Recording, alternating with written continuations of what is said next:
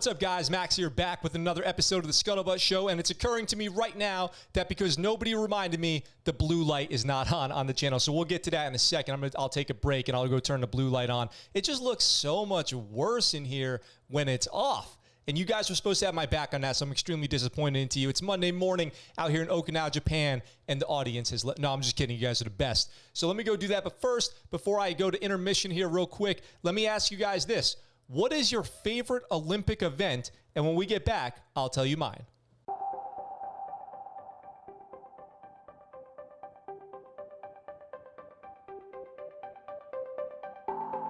All right, okay, so that's better. We fixed it. We handled the problem. What's up, Mike? What's up, Ed? Game Hopes, VGM, Coriel in the chat. We have, why is it called the ScuttleButt Show? Why is everybody always asking me that? I think that should be pretty clear by now. It's called the ScuttleButt Show because in the Navy, scuttlebutt is a word for rumor or gossip. It also means a place to get water on the ship, like a water fountain. And so it's called the ScuttleButt Show because here we spread all the good, all the juicy, good rumors and gossip.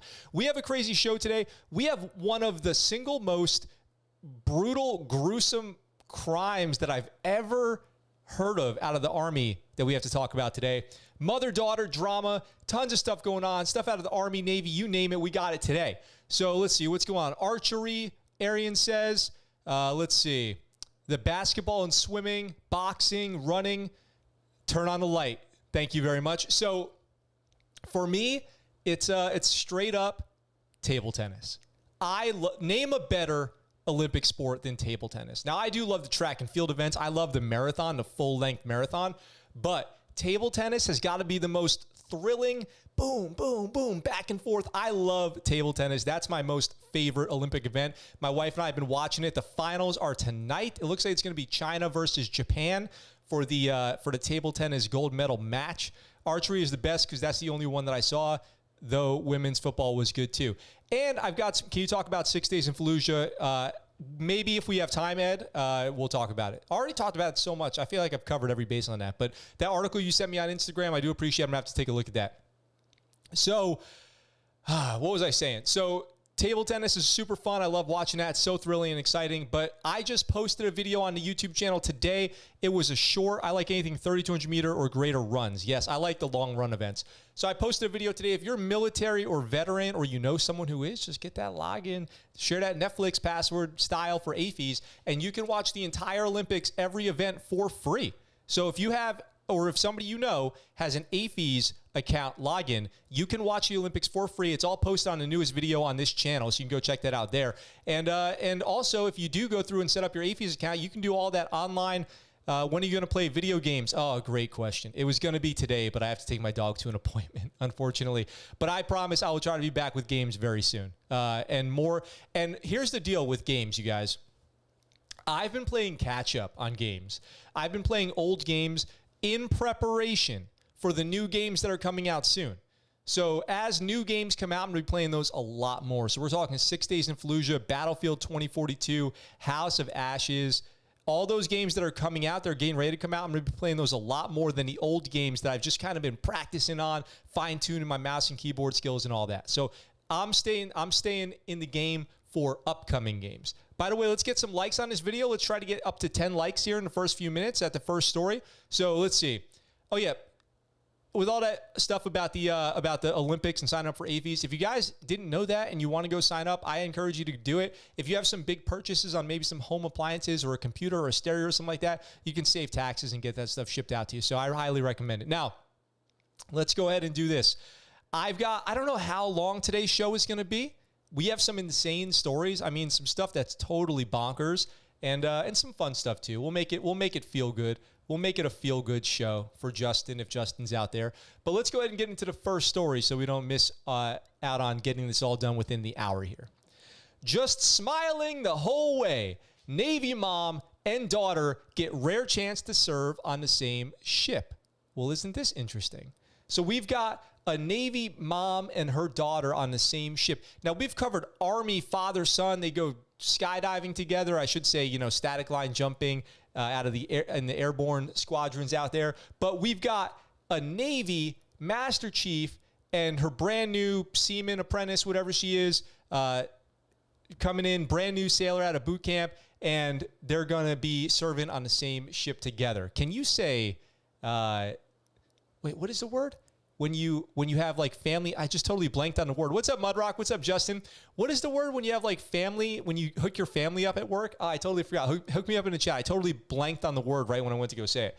Over nearly 30 years in the Navy, Master Chief Tanya McRae had to be apart from her 2 daughters and sailor husband Sheridan plenty of times, but this month she's had a chance to do her job at sea alongside her oldest daughter.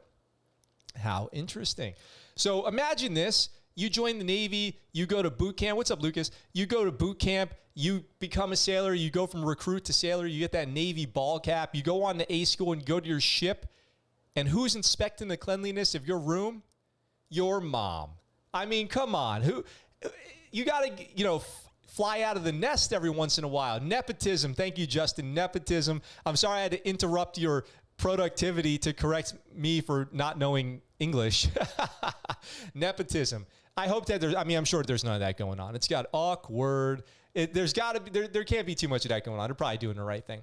So Raquel McRae, who just joined the Navy and picked the same specialty as her mother did, by the way, that's supply logistics specialist.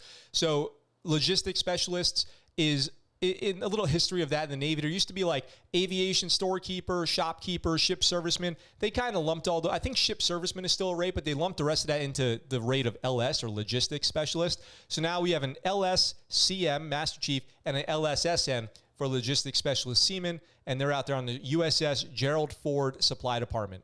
So you got the leading chief petty officer, the Master Chief of the Gerald R. Ford Supply Department, the group that makes sure there's food for the ship's company, that they are paid, that the spare parts are at hand, and that the laundries, barbering, and recreation facilities needed to help keep the crew healthy and happy are working properly. So there used to be, let me tell you guys, Larry might be able to jump in on this one. There used to be a department on the ship called dispersing, and you could go down to dispersing on payday and actually get cash. Like you would have to go down, stand in line on payday, and actually get money from dispersing from your paycheck. I mean, this is old school stuff. And they would have like the gate up, so you couldn't like steal them or whatever, steal from them. You couldn't hold up dispersing. They had these things called Eagle cash cards, and this whole way to get cash used to run through that. And it was all logistics. So the logistics people would take care of that too. We're talking old school. And because she's a Master Chief, she's been around for a long time. So let's see. Of course, there's nepotism. We just can't see it or don't want it to be true. Well, I'm just saying in this particular case. What's up, Ika? What's up? If you guys notice, Mudrock and Ika have those special icons next to their name because they're members. And you too can become a member of this channel by clicking that join button below this video. If you guys are interested in checking that out and the benefits that come along with it, let me know. If you have any questions, let me know. Dispersing clerks, DKs. Yep, dispersing. Oh my gosh. There were so many rates back in the day. And then they just started consolidating them all into little umbrella rates like LS and AV and MC, stuff like that. Let's see. Let's see, where are we at? She's proud that her daughter picked the Navy and picked her specialty after going to college. Man, another one that they got to enlist after going to college. They talked about the Navy. They never said I should join. Raquel McRae, 25, said, but joining the Navy was something she wanted to do since she was 18. She first thought of following her father's path as an information systems technician, and that would be in IT. But the logistics specialty rating that her mother holds was instead proposed when she signed up. I knew I wanted to do something my parents had, so she wanted to like follow in her parents' footsteps. And more recently, she wanted to experience something else her mother had, the first full ship shock trials of an aircraft carrier in 35 years. Wow. So that means they were setting off explosions around this ship to make sure it could handle it. She says she could definitely feel it. That's pretty cool. She's assigned to the USS George Bush, which is at Norfolk Naval Shipyard for maintenance. When in the yard, ship's leaders regularly dispatch sailors, especially younger ones, to other warships for the training and experience only available at sea. At sea, it's Tanya's job to see all of the Ford's logistics specialists are doing their jobs properly. And while her aim is to treat all her sailors the same, and she says it is hard for a mother to expect even more. And on the flip side, over the course of her career, Tanya says she has often takes on the task of being a sea mama, offering support and mentoring to younger sailors. Being a Navy parent is tough. Those months at sea away from family aren't easy, she said. When both parents serve, it can be even more challenging, even though the Navy makes a point of ensuring one parent is at home while the other is at sea. Yeah, pretty much. But, you know, you pay the price for that too. So anyway, speaking of a mother-daughter experience, she says, it's pretty cool walking with her. Everyone says, good morning, Master Chief, and she greets them, and I'm just smiling the whole time. I feel like a proud daughter. So she's rolling around with the Master Chief. I wonder if she has eaten any of that Chief's Mess food. I wonder if she's gotten the hookup on that. I'm sure she's getting a lot of hookups. I'm sure she's getting plenty of hookups from her mom, at least in the form of best practices. I mean, even just really good insider advice is a great hookup, even if you can't get a better eval. So it sounds like she's stationed at the shipyard, but here's the deal with the Navy. A lot of times the ships, when they go, so when a ship is in port, the amount of crew that's actually ship's company permanently all the time is maybe 2,500 to 3,000, maybe 3,500. But when a ship deploys, like an aircraft, I'm talking about an aircraft carrier now because that's what we're talking about here. When an aircraft carrier deploys, there's upwards of 6,000 people on board. And that's because you get the carrier air wing and all the aircraft that come on board and all the maintainers and the squadrons and all that. Then you get all of the, we used to call them COPDET, people who would only come out for underways and they were actually stationed at shore. So the crew of the ship would almost double and you'd be like, who are all these people? Where did they come from? They just appeared here. You would watch them walk up the quarterdeck with all their bags and they're, galloping, skipping around. They're having a good time, their first time on the boat. And you're like, get off my boat. Keep it clean. I don't want to be waiting behind you in the omelet line. Shout out to, let's see. Who's in the chat today? Well, I don't know if Harry Lime Pie is in the chat today, but shout out to Harry Lime Pie's son-in-law out there. Let's see what's going on in the chat over here. So anyway, that's pretty cool. Mother-daughter team out to sea. Good for them. I bet they're having a good time. That's got to be a cool experience. We've covered father-son duos in the past, but never a mother-daughter, so that's kind of cool. Let's see. You could get a mix of cash and or checks back in the day. Yes. Lucas says, what was the most you could bench, Max? Ooh, the most I could bench ever was like 350. If you had to join one branch of the military other than the Navy, what would it be? It would be the Air Force. It would be the Air Force. And thank you for asking that question exactly when you did, because speaking of the Air Force, I'm going to use that as a transition to roll right into the second story of today, which is ex-airman guilt over drone strikes prompted me to leak secrets. Well, that's not a very good excuse, my friend. So we've got this story, which was just brought to my attention by Justin out in the chat there. And I'm going to be working on a full comprehensive coverage of this, its own video. Hey, Tiffany, what's up? Hi, I'm joining you on my lunch at work. Oh, thank you for joining us. I really appreciate it very much. I hope you are going to enjoy what we talk about while we have your attention here. So nice. I just saw we got 10 likes on the video. Let's keep that going. Let's try to get 20 likes today. 20 likes? Is that too much to ask? Let's shoot for 20 likes in the chat today. Who wants to hook me up in the chat and send out some reminders to like the video every few minutes? Somebody be a scuttlebutt hero with that one. So Justin hit me up with this story, and I started reading it, and I'm like, wow, this is really crazy. This story is really crazy, and I'm going to be working on a full, comprehensive story about this. But here are some wave tops of this, because it's been ongoing for a while, but I just hadn't heard of it very much.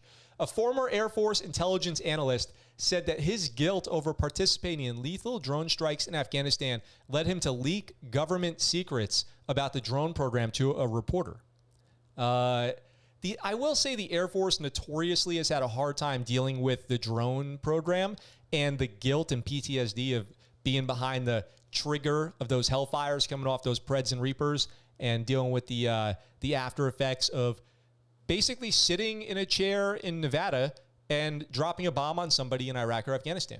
And I guess, I don't know. I did say that my least favorite military movie of all time was Good Kill. It is by far the worst ever. You can check out my video where I break down drone scenes in movies for some of the reasons why. And it's laughable, frankly, how they portray the job that they're doing out there. But and then they were in all this drama because they wanted ribbons and medals for their work doing drone strikes and stuff, and they wanted combat action a credit for that stuff, and it became this whole thing. Anyway, I'm not here to discredit them, but this is another story of how it's affected people, I guess. So Daniel Hale of Nashville, Tennessee is scheduled to be sentenced Tuesday. Hear those jets going by? You guys hear that? That's freedom flying right over my head. Daniel Hale of Nashville, Tennessee is scheduled to be sentenced Tuesday in U.S. District Court in Alexandria, that's in Virginia, after pleading guilty to violating the Espionage Act by leaking top secret documents, which we all know you can't do, right? In court papers filed Thursday, Hale's lawyers asked that he receive a 12 to 18-month sentence, which would be well below sentencing guidelines. In an 11-page handwritten letter from the Alexandria jail where he's being held, Hale outlines what led him to break the law, describing his regret and horror as he saw gruesome videos of Afghans killed, in part because his work helped track them down. You know, I don't know what this guy has seen. Okay, I don't know what he's seen, what he thinks was happening over there. And this article doesn't make it very clear. But as far as details go, but I'm going to try to find like the actual leaked documents because obviously they're out there now. And see what he actually thinks occurred that caused this giant ethical moral dilemma. He said when he deployed to Afghanistan in 2012, his job was to track down cell phone signals linked to people believed to be enemy combatants.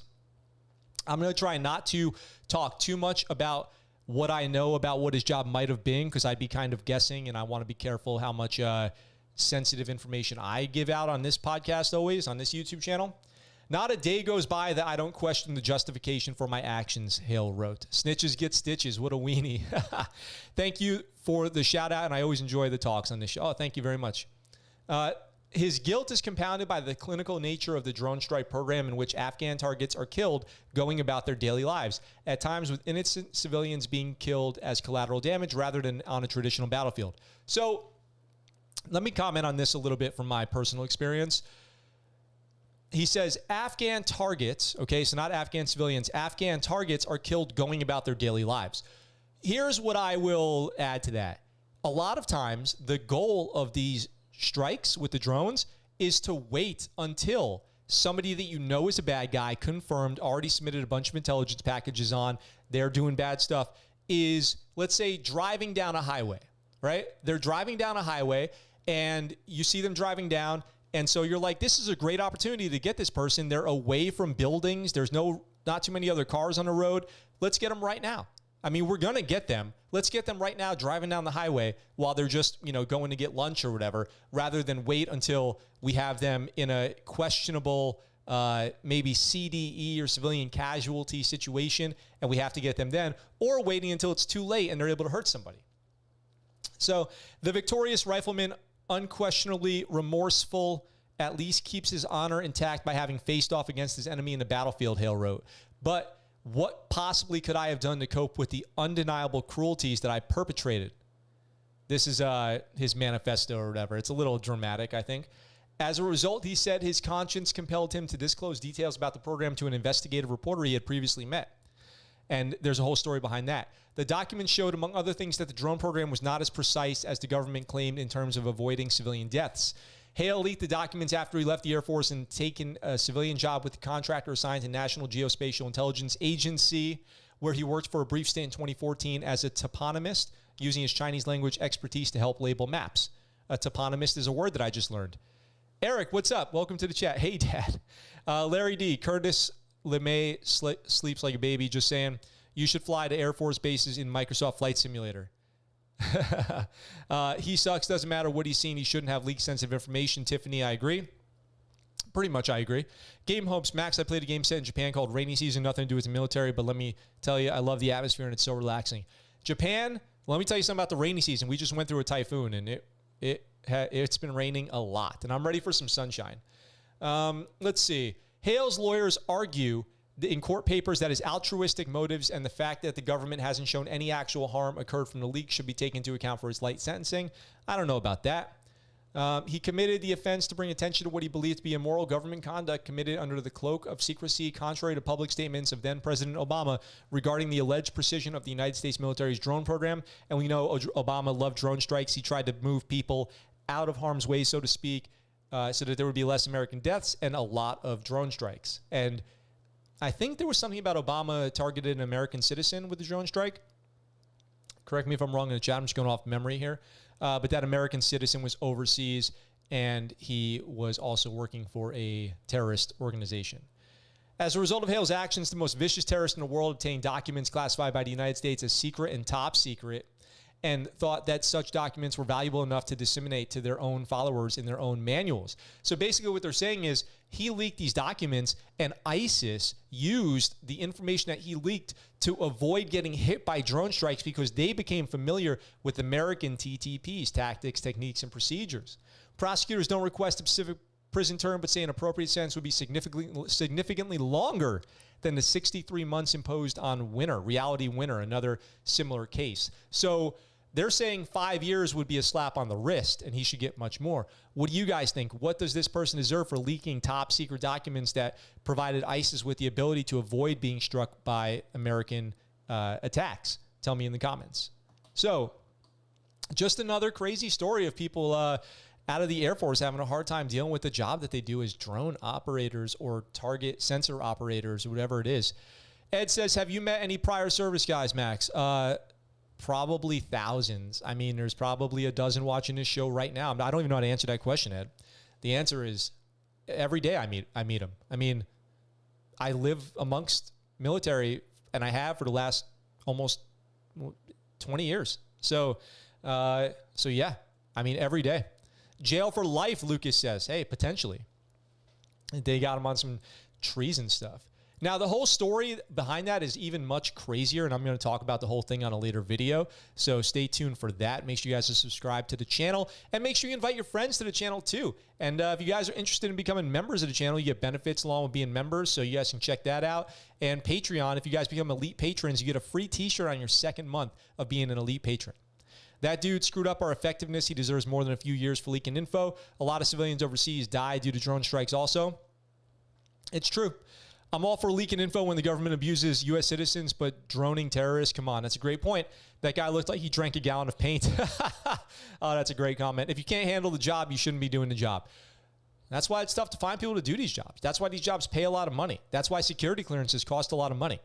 The reason why it's so expensive to get a security clearance, like for a top secret SCI security clearance might be $50,000, $60,000, $70,000 or more, is because they're trying to find people who won't do this exact thing. For me, when it comes to outside of the Navy, I would say either the Army or Marine Corps. If you can't handle a job, you shouldn't be doing it. He also has an OnlyFans. That's funny. I don't know if that's true, but that's interesting. So, oh man, what are you guys up to this week? How's your weekend been? Let me ask you guys this. That trader is clearly weak. How's your guys' weekend been? Did you guys do anything fun this weekend? Let me tell you something I just learned about this weekend. Apparently, as we speak, it's national in the United States, National Hire a Veteran Day. So I don't know if I would have made that a Sunday. I mean, I know it's probably a date on the calendar, but that sounds like a holiday you would make like the third Monday or the fourth Thursday like Thanksgiving is, and probably not let it land on a Sunday like this. Because I don't know if a lot of veterans are going to get hired on Sundays. I don't know. I'm not an HR person, but and that's none of my business, but I think that there's probably not going to be a ton of people getting jobs today, especially since I'm only learning about it in the evening time back in the States, so I don't know who I can influence. Oh, do I have an OnlyFans? What would you guys want to see me post on an OnlyFans? You guys want feet pics? What do you want? You want me to post on there when I'm getting a haircut? I'm just kidding. I would never get an OnlyFans. Well, I don't know how desperate I would get, but I'm not there yet. So yay for our veterans. Yeah, National Hire Veteran Day. So that's an interesting thing. Hope you guys are all having a great weekend. See any good movies lately? Hear any good new music? I'm listening to a band called Magnolia Park. Found them on TikTok. Really big fan of them. If you guys don't follow me on Instagram, TikTok, and all that, make sure you do. I'm always posting good content. My stories on Instagram are straight fire, okay? So go follow me on Instagram. It's supposed to be 105 degrees on Tuesday here in San Diego. Holy smokes. That is really hot. It gets about that hot here in Japan, too, in Okinawa. So, Larry D says nothing in capital letters. I don't know why. That seems really sad. 20 likes. Let's get 20 likes on this video. If you haven't already liked this video, make sure you do so. Ed says, what's the purpose of a security clearance? That's a great question. Maybe I should do an entire video on a security clearance. But the purpose of a security clearance is to create a file and run some basic online vetting of everyone who's going to be entrusted with classified, secret, top secret information of the military. They ask you questions like, oh my gosh, some crazy ones. Have you ever been part of an attempt to overthrow a government? Are you part of a terrorist organization, or have you ever been? For most people, these questions will be silly. They'll be borderline like a joke. But just consider that the government has recruited all kinds of people from all over the world for stuff, and they make them fill this stuff out. So there's probably people out there who go, yeah, I attempted to overthrow a couple governments in my time. I was actually the best. I was the best. People were emailing me regularly. Hey, we're overthrowing the government. We hear you're the guy. Can we get you? And so there's people like that who are end up working for the United States, and they have to get vetted and all that stuff. Walmart will hire people on a Sunday, then drive you into the ground and look at your service-connected disabilities like something you can turn on and off. Damn, that sounds like maybe from experience. Lots of people are going to have to write down Jan 6 for that question. That's an interesting point. I wonder, maybe they'll add that to the SF-86. Mine is King Kong versus Godzilla, Mortal Kombat, and G.I. Joe Snake Eyes. You haven't seen King Kong Godzilla yet or Mortal Kombat? I know Snake Eyes is brand new. I watched a show on Netflix called Sexy Beasts, and I really enjoyed it. If you guys want to go check out something a little silly, not serious in any way whatsoever, not important also, but just something a little silly, go check out Sexy Beasts on Netflix. I kind of liked it. So here we go. Next story. This is probably what you guys clicked on the video for. This is potentially one of the most horrible, gruesome crimes we've ever covered on the ScuttleButt Show. This is something that deeply disturbed me and actually reminded me of something that we covered last year. And viewer warning, the contents of this next story may be troubling to some of you. Here we go. Army Ranger at Joint Base Lewis McChord charged with murder for gruesome beating of security guard. This one is not good, you guys. This one is not good at all.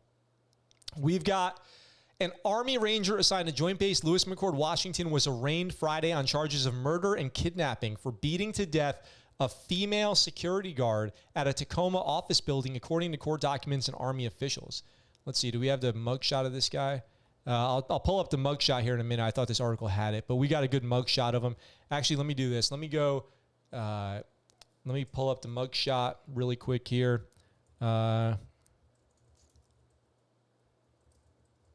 just pulling it up on the computer here. All right. So here's the mugshot of the man in custody, and it sounds like pretty much he definitely did it. And here's the victim. Here you see the victim down here. And again, this is the guy, but we'll go back to the article over here. Specialist. So he hasn't even been in the military very long, especially if he's a ranger and he's a specialist. And so this isn't like somebody who's been on 12 deployments to Afghanistan and had a PTSD break. This just sounds like somebody who was a douchebag. Specialist Patrick Byrne, 26 years old, he's assigned to 2nd Battalion, 75th Rangers, was arrested Monday by the Tacoma Police Department. He was charged with beating and choking to death an on-duty security guard at an office building in the 900 block of A Street in the early morning hours of Sunday. That's according to an affidavit filed with Pierce County Superior Court. Another guard founder arrived at 6 a.m. for shift and had to call the police to report an unresponsive female coworker who had been beaten to the point that she was unrecognizable, according to the article here. The attack was recorded by security cameras in the lobby of the building where the beating took place, and so the details of the beating are in here, and they are really, really gruesome. Described by police as 6 feet tall, Byrne was at the door of the building when 42-year-old 5-foot-tall guard opened the door, likely to ask him to leave. According to court documents, he barged past her. As the guard grabbed Byrne's shirt to stop him, he took her to the ground and began to assault her for 10 minutes. Getting beat up for 10 minutes is, I mean, it's unthinkable. A fight in my life, the fights that I've been in usually last seconds, a minute, something like that, like a bar fight or something. Unless you're a competitive fighter, you're probably not going to have been in a lot of experiences with like long rounds of fighting. So apparently what happened before this was he was out drinking at a bar, getting blackout drunk, according to himself. He ended up in a fight at the bar. He got punched in the face. Then he was wandering around. He ended up in front of this building. He was kind of bothering somebody outside of the building, maybe a homeless person. And then he barges into this building where the security guard was, and that's when this went down. He hit the woman with his fists, grabbed her braided hair, and dragged her around like a rag doll, the article says. Then used her own set of keys to stab her in the face. He then began to choke her So this must have been horrifying for her. I mean, imagine how scary this must have been. He's stabbing her in the face. After leaving her body, Byrne entered a conference room and smashed out a window with a chair. He began to throw things like furniture around the building. Instead of using the stairs to get down, he jumped 14 feet from a landing, and then he falls and probably knocks himself out temporarily. He wakes up and leaves. He was picked up by the fire department personnel at 2 a.m. after receiving a call about a bloody man yelling for help in the area of the killing. And this is where this gets even more disgusting. I know you guys are probably thinking, well, this can't get much worse, but it's about to get even worse. He was taken to the hospital. He told a witness that he had been stabbed, but no stab wounds were found. He also said he claimed to have been sexually assaulted. He didn't explain any more about it. He just said he was sexually assaulted, but wouldn't allow medical personnel to perform an exam on him. It says here he told a nurse he'd been sexually assaulted, but declined to explain further and did not allow doctors to perform a related exam. Prior to the attack, he'd been drinking with friends in downtown Tacoma, the SeaTac area. Witnesses told police that Byrne was punched in the face during a bar fight and then ran in the direction of the office building. When interviewed by police at the hospital, Byrne denied recollection of the attack. According to court documents, he told police he remembered drinking at a bar, then blacking out, and woke up and found himself at the hospital. Byrne was charged with 2 counts of murder, 2 counts of kidnapping, and 1 count of burglary, all in the first degree, according to online court records. His next hearing is August 16th. He entered the Army in March 2019 as an infantryman, so he's probably never even deployed at all. He completed Ranger Assessment and Selection in July 2020 and subsequently assigned to Lewis McChord. U.S. Army Special Operations Command, as well as the leadership at Joint Base Lewis McChord, are cooperating fully with the local law enforcement agencies in the ongoing investigation, and he's set on a $2 million bail. And again, here's the victim. I believe her name is Denise. Let's see. I have it over here. Denise Smith, 41-year-old Denise Smith is the victim, and she's right here. And this is, like I said, probably one of the most horrible things we've ever covered on this show. Absolutely disgusting. I mean, this guy is going to fry. I mean, he's going to prison for, I'm sure, life. It's a stain on the reputation of the Army Rangers up there in SeaTac for sure. The community is going to have to, reconcile with this, and it's an absolute disgusting thing to happen. And this guy, if I had to guess, I'm going to take a guess that this guy probably was known around his unit as a bad drunk. I bet you anything, everyone that worked with this guy knew he was a bad drunk, a violent drunk. I'm going to say 100%. And he probably goes out and does this on a regular basis. I mean, not this, but probably goes out, gets drunk, gets in fights on a regular basis. I have little doubt. And this was just an absolutely horrible, just disgusting thing that happened. I mean, what do you guys think? What about this is most shocking to you? Is it that this person was active duty, that they were SOCOM, that they were a Ranger, that this person was not kind of targeted earlier as having drinking problems or anything like that? Like, what do you guys think? Let me catch up on the comments here. Let's see. Justin says, unless he got busted down, a specialist. No, it sounds like he had probably just made it. How often does an airborne Ranger become a Spec 4 or 5? I don't know the answer to that. Let's see. Holy crap, dude, that's insane. He clearly has issues. I figured alcohol was involved. That messed up with a horrible Army Ranger. So he got his butt whooped and wanted to beat someone. This is terrible. Because if they do that kind of crap, veterans, I don't like them. Oh, yeah, I was talking about something else. He successfully proved that he has no place in society. He's no longer part of humanity. Do that crap for our veteran. That not good. And I just don't like customer like how they dress while I was at Walmart. Oh, you guys talking about Walmart still? Disgraceful Army Ranger. This dude is a disgrace. I've seen many mean drunks. I bet he gets butt whooped on a regular. Dude is weak. I've heard of soldiers doing terrible things while drunk. A soldier in Korea sexually assaulted an old lady back when I was there. Alcohol is fine, but moderation is life-saving. That's very true. That's very true. Very true. Moderation is life-saving. So this person blacked out, got into a fight. Who knows? I mean, I am not going to make any defenses for this person, but if he was blackout drunk, he probably had no idea what he was doing.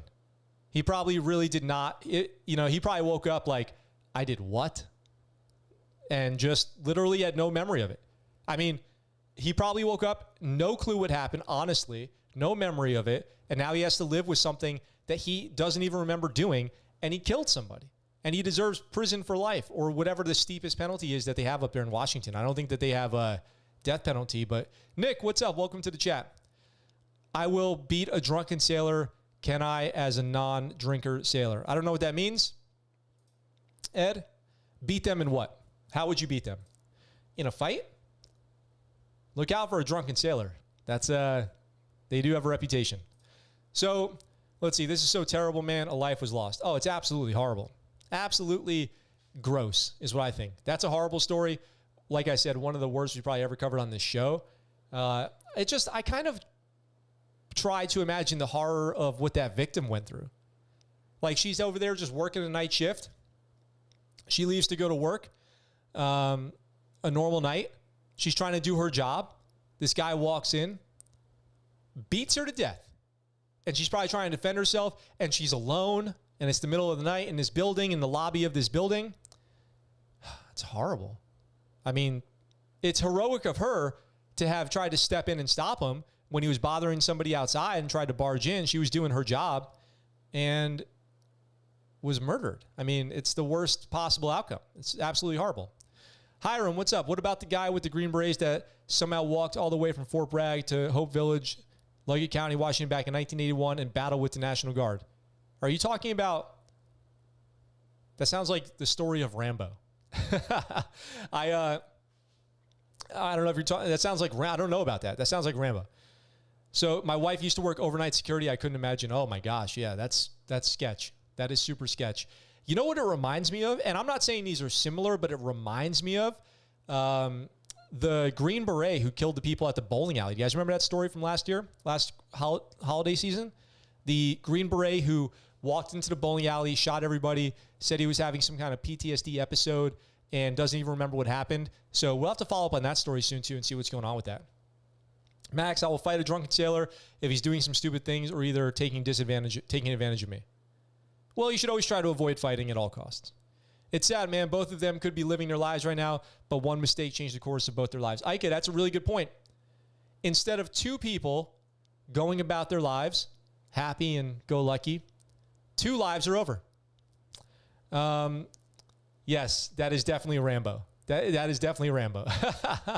Yeah, good. That's a good one, Hiram. I appreciate it. When drunk, I am a philosophical drunk. Nice. What's up, Rambo? Hey, Rambo, what's up? It is nice to see you here. Rambo got called out. Rambo got to see Rambo get called out in the chat. We've got two more stories. Two more stories to start off this Monday. And then I'm going to have to go take my dog out. Typical day plan for me. Just avoid a fight just like in high school. That's right. I've always tried to avoid fights at all costs. I mean, there's no point. There's nothing good that can come out of like a bar fight. There's zero good out of a stupid drunken fight. There's only bad. And if you're lucky, neutral. But like literally nothing good. So, and I've known people who've been killed in a bar fight. You get punched in the face, fall down, hit your head, and they die. So is any of those times worth the possibility of that? So we have one more story. This one popped up on Stars and Stripes, and I read it a few days ago, and I was like, wow, this is an interesting one. I'm curious what you guys think in the chat. Let me know. Former Army recruit and self-identified incel planned mass shooting in Ohio, federal agents say. Here we go. If you guys don't know, an incel, from the little, I don't know that much about it. I think I've seen it on YouTube, this stuff about incels. I didn't think it was a real thing. I thought it was like kind of a small joke, but this is like a community of people who consider themselves involuntarily celibate. So basically girls won't sleep with them. And so they decide that their mission is to punish women. They need to punish women because they can't get one to be intimate with them. Try not to get YouTube crushed here. So absolutely, these guys are a joke. If somebody out there considers themselves an incel, that's a joke to me. That person is a loser, and that is a total person who should just remove themselves from day-to-day interactions with other people, which is pretty much what they already have done, but they have no place walking around interacting with other humans. A former U.S. Army recruit from Ohio who is part of the misogynistic community that advocates violence against women was arrested Wednesday after federal investigators said he was planning to storm a university and kill thousands of people. Thousands of people. Thousands of people.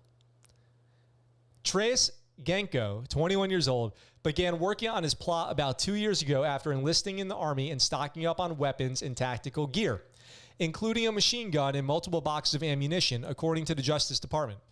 So that's from the Justice Department, not from this article. So when the Justice Department says machine gun, I don't know what they mean, because I don't know if he illegally bought a machine gun or what the deal is here.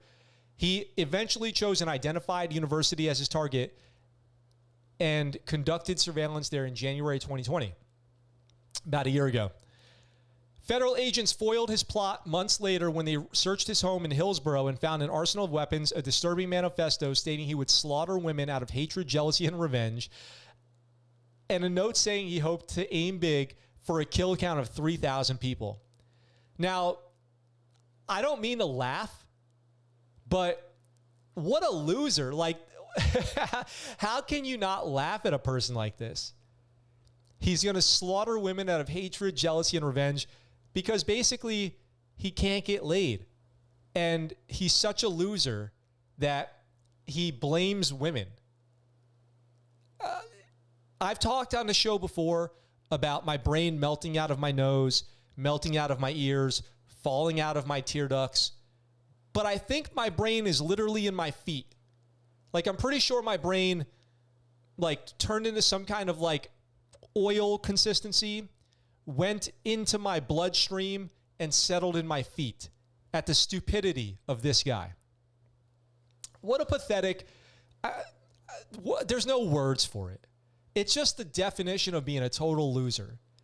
The suspect self-identified as an incel or an involuntary celibate, which comes from a fringe online movement of predominantly men who harbor anger towards women because they can't get them to date them. That's from the Justice Department press release. Incels promote violence in support of their belief that women unjustly deny them sexual or romantic attention to which they believe they are entitled. It's the dumbest thing that exists out there. It's the dumbest thing. Genko, who now faces federal hate crime charges, maintained profiles on a popular incel website, often posting about his hate for women, authorities said. In one post, he detailed spraying some foids and couples with orange juice in a water gun. And I know nobody watching this, including myself, knows what that means. So what that means is foids is an intel term for femoids, which refers to women. And the bizarre orange juice attack relates to a similar incident by incel hero Elliot Rodger, the college student who murdered 6 people and wounded more than 24 others in a shooting and stabbing attack at UC Santa Barbara in May 2014, if you guys remember that. As they reviewed Genko's electronic devices last year, investigators learned he had searched for sororities and topics including how to plan a shooting crime and when does preparing for a crime become attempt. Oh, God. Your Google searches are in there forever, you guys. In August 2019, Genko drafted a manifesto titled A Hideous Symphony, a manifesto written by Trace Genko to socially exiled incel. He detailed how his plans to join the military would contribute to his violent plans. I would hope these words resonate in sweet familiarity to fellow incels. Oh, my God. Either cognizant of their situation or not. I am already set to go into the U.S. Army. The training will be for the attainment of one reality, the death of what I have been deprived of most, but also cherish and fantasize at the opportunity of having but as been neglected of women. So it's nonsense. I will slaughter out of jealousy, hatred, and revenge. I will take away the power of life that they withhold from me by showing there is more than just happiness and fulfillment. There is also encompassing death, the great equalizer that will bear all of us into this seductively calm velvet of silence and serenity. So he's a maniac, and nothing he says makes any sense. And his plan was if he joins the Army, he will become more lethal and better at taking out innocent women. That same month, he began Army-based training in Georgia. However, he was discharged from the Army in December for poor performance and conduct. So at least the Army weeded him out, right? In a rare incident, the Army identified this person as a bad apple and got them out. So in January 2020, Genko allegedly wrote another document called Isolated that he described as the writings of the deluded and homicidal and signed it as your helpful friend and murderer. I just don't even know what to say. The investigation also showed he had bought a Bowie knife and a skull mask, tactical gloves, a bulletproof vest, a hoodie featuring the word revenge, 2 Glock 17s, and other 2 Glock 17 magazines and other items he would have used in an eventual attack. Local police in Highland County also joined the probe and searched his property in March 2020, finding a firearm with an attached bump stock, semi-automatic pistol, several loaded magazines, body armor, and ammunition. Authorities eventually brought the case to a grand jury, and they did charge him with attempting to commit a hate crime involving an attempt to kill and possessing a machine gun. He could face life in prison, which is probably what he should get.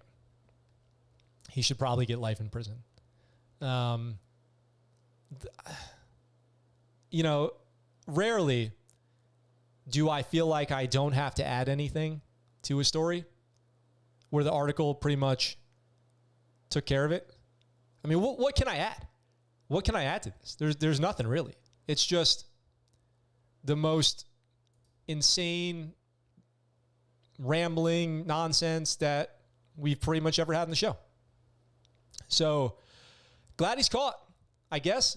But I feel like everyone who ever read his thing or downloaded his thing should probably go on a list somewhere in case they're, you know, thinking about doing the same thing.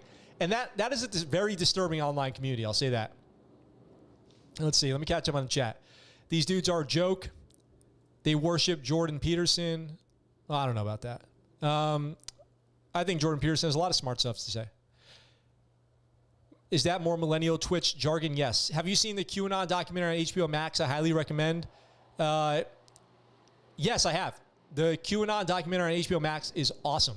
It is awesome. I just defined it with my last 2 posts. TLDR, he can't get any, so he hates on people that do. True. He does know you can pay for someone to sleep with you. I don't think he knows that. Rambo says, that's horrible. You probably did not have any friends or family to guide him in life. Horrible, bro. Yes, a lot of Proud Boys identify as incel. I don't know anything about that. JJ, I'm at a loss of words. Poor performance and conduct. He couldn't make it in the Army. That's awesome. I'm happy about that. Honestly, surprised he didn't become a cop in Mississippi. I don't know where the reference is there, but I'm sure that there's something.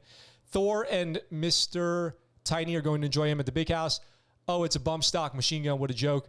In Ohio, we're at currently near Wheeling. Love it here. He looks like a douche. No wonder he couldn't get any. Yes. Yeah, I figured it was probably a bump stock and not like a real machine gun. That term gets thrown around a lot. Machine gun. It has a definition. Eviana, pronounced Eviana. That boy needs Jesus in a firm straitjacket. Eviana, welcome to the chat. Nice to have you here. Hey, let's get 6 more likes on this video. I still don't get the Jordan Peterson remark. Yeah, true. Let's get 6 more likes on this video. Let's get it up to 20 before the end of the show today because we do have one more story. So if you guys haven't, I just put on live chat, so I might have missed some stuff. Let's see. Alex. Oh, I just see Alex here. Go with a working lady of the night. Can't go and kill people just because you can't get laid. I'm sure his luck will change in jail for sure. For sure. So let's get 6 more likes on this video. If you haven't already liked it, like before the show ends today because we do have one last story to cover, and it's a good one. We're going to end it on a happy note. Also, oh, by the way, about that Jordan Peterson comment, I don't think just because somebody toxic becomes a fan of somebody that they're necessarily responsible. Just like if people comment on my videos, all kinds of horrible stuff, I don't feel responsible, and I also don't support their ideas either. So I think Jordan Peterson has a lot of smart stuff to say. I think he sounds dumb a lot sometimes too, but for the most part, I think he sounds like a very reasonable person. He thinks about things. I've seen his videos. I'm just reporting what they claim, and they claim to love Jordan Peterson. Well, I think a lot of people, yeah, I don't know. I don't think that has anything to do with Jordan Peterson, though. So let's jump over, cover this last story, 10 minutes till the top of the hour, and then I'm going to take my dog to her appointment. I love taking care of my little doggo. We are no longer dog sitting, by the way. We were able to return the dog. We were dog sitting back to their family because they were able to make it back to Okinawa. The typhoon has subsided a little bit, and I can hear planes flying, and it's not dumping rain at a remarkably high rate, and the wind's not blowing the rain sideways right now, which is nice. So let's get to this last story today, something to leave us feeling a little happy. Maybe we'll be singing a tune. the oldest enlisted soldier in the Army, and the sister who inspired him to sing. I saw this, and I just thought I would cover it really quick to cap the show. To cap this show, which was frankly horrible, frightening, violent, all these things. But here we've got one more happy story. Growing up in Chariton, Virginia, Alvy Powell's fondest memories were listening to his older sister, Yvonne, sing. Once he was old enough, the two of them took the stage together and performed duets at a church. Not long after, the world of opera would enter his life. I've never understood opera. Do you guys listen to opera? I really cannot get into opera. I don't like it. It doesn't make me feel happy or anything. I don't like opera. Tell me I'm wrong in the comments. In 1983, he was studying under a famous opera singer, George Shirley. Mr. Shirley was a mentor. He was the first African-American tenor to perform a leading role at the Metropolitan Opera. He also happened to be the first African-American to sing with the U.S. Army Chorus. At his suggestion, Alvy was invited to audition for the chorus. Alvy's life would take a surprising turn into the Army. Here's Master Sergeant Alvy Powell, courtesy of the Army official photos here. Alvy spent the next 10 years honing his voice as a bass baritone opera singer, performing for some of the highest dignitaries in the world at the renowned venues, including the White House, the U.S. Capitol, Supreme Court, and the State Department. In 1993, he left the chorus to pursue singing independently, but then re-enlisted at 46 years old, and then retired in 2017. The oldest enlisted soldier in the Army. Yvonne also found a life in civil service, working for the Department of Homeland Security. She never pursued a career in singing. That's his sister. But she did continue performing in the church, and she and Alvy never stopped singing together. If anybody here has ever seen this guy perform, let me know in the comments. I have never, but Master Sergeant Alvy Powell, another photo from the Army. And I think that's nice. The oldest enlisted soldier. I am surprised, though. 46? 46 and re-enlisted and then retired in 2017? Is that really the oldest enlisted soldier? I feel like I've known Army specialists who were 46, to be totally honest with you guys. But did anybody ever hear of this guy? Anybody ever see anything that he's done, see him live perform with the Army musical group? Rambo says, I love opera, but I prefer ballet. Opera is about storytelling and song. It's not for everyone. Opera is lowbrow entertainment. Oldest, was he charging up San Juan Hill with Teddy R? I grew up with Mozart. Opera is lowbrow. Never heard that before. I don't like opera. Ed says, if my sailor friend go out and get drunk, loaded, I'll just go to a restaurant, video chat with my girlfriend.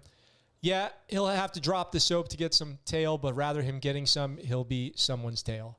You got to remember that the guy who tried to kill Reagan, and they did it for Jodie Foster, she's not responsible for that crap. I was hoping for the helicopter ride story. Oh, coming soon. Coming soon. But we only had time for so many today, and I want to get that one out there. I think it's the oldest to enlist. Oh, that could be true. That could very well be true. That is pretty old to enlist at 46 years old. I don't know too many people enlisting after their 30s. But if you're prior service, it gets a lot easier. Who was that? Remember the story we covered last year about the grandpa? The grandpa that re-enlisted into the Army and he was in his 50s? Hold on a second.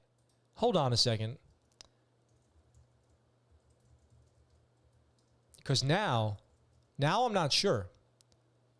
So if I Google oldest soldier to enlist, Alvy, who retired in 2017, is now 65, which means he was 61 when he retired. Okay, that makes sense. He was 61 when he retired. So the math on that's so difficult because they didn't really include the dates that was a terribly written article. So yes, Alvy was the oldest. Let me add some context to that. He was 61 or 62 when he retired. Or 60 or 61 when he retired. So that makes sense. That's pretty old. That's actually pretty old. Randy, what's up? Have you ever reported on Patrick Byrne, an Army Ranger? I just heard about the story in World Star beating up. We just did it today. We just covered it today, Randy. Where were you? You got to get here earlier, Randy. Randy! We already covered it. But you can go back and rewind to somewhere in the earlier part of the episode where we did cover it. Respect towards old dudes going through special operations training. Ever wonder why they call them soap operas? Ooh, sick burn for Midnight Chow. I think there's a guy who was older, like 50-something, that just finished basic. Yes, I know I covered that story too. So, yes, we did Army Reserve. Yes, former Marine and Army. We did cover that. But I guess Alvy is older still, and the other dude has not beat his record yet. Something like that. Maybe because of active duty. I was working. If you were working, I guess that's forgivable. You can always go listen to it on the replay here on the channel or on podcast, because it's always on podcast. By the way, guys, If you haven't already subscribed to the ScuttleButt Show podcast, wherever you listen to podcasts, please do so. And also leave a review if you don't mind. That would be doing me a huge favor.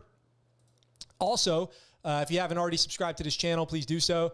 And check out the links in the description for all the ways to support the channel, including merch at ScuttleButtShow.com. T-shirts like this Train to Train t-shirt I'm wearing now, or the super legit t-shirt that you commonly see me wearing. All that's available at ScuttleButtShow.com. All super nice stuff. I think you guys will enjoy it if you get a chance to check it out. Memberships in the channel, Patreons, all that, links in the description down below. With all that being said, I appreciate you guys being here today. We'll get out of here 5 minutes earlier than usual. Sometimes we go 15 minutes late. We'll get out of here a little early. Also, thank you to Rob Sweetman and Exist Tribe for appearing on the show last week. You guys can check that out on that last episode, 193. And we're going to hit episode 200 next week, you guys. We'll do something special for episode 200. And with all that being said, I look forward to talking to you guys really soon. And that's the Scuttlebutt. What you just said is one of the most insanely idiotic things I have ever heard. At no point in your rambling, incoherent response were you even close to anything that could be considered a rational thought. Everyone in this room is now dumber for having listened to it. I award you no points, and may God have mercy on your soul.